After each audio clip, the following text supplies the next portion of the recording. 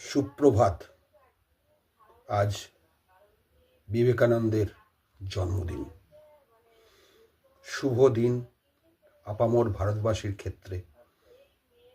তিনি শুধুমাত্র সাধু সন্ন্যাসী ছিলেন না, তিনি একজন বিপ্লবীও ছিলেন বলা যায়।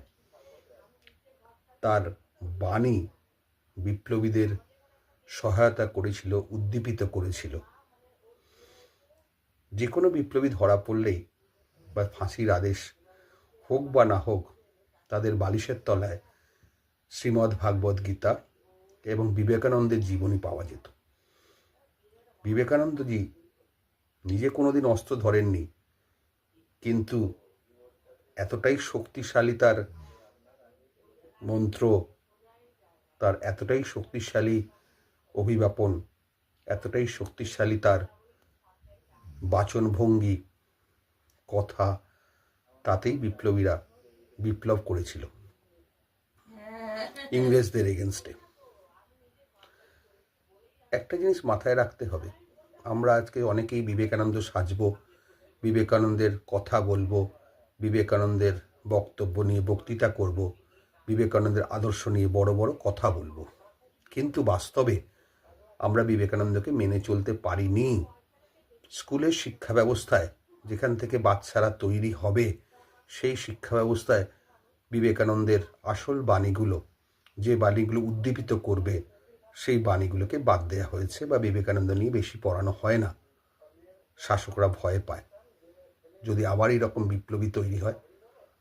বিবেকানন্দকে শুধু জানলে হবে না, বিবেকানন্দকে পড়তে হবে, অন্তরে স্থাপন করতে হবে, বিবেকানন্দের বাণীকে প্রচারিত করতে হবে, সেই মতো চলতে হবে।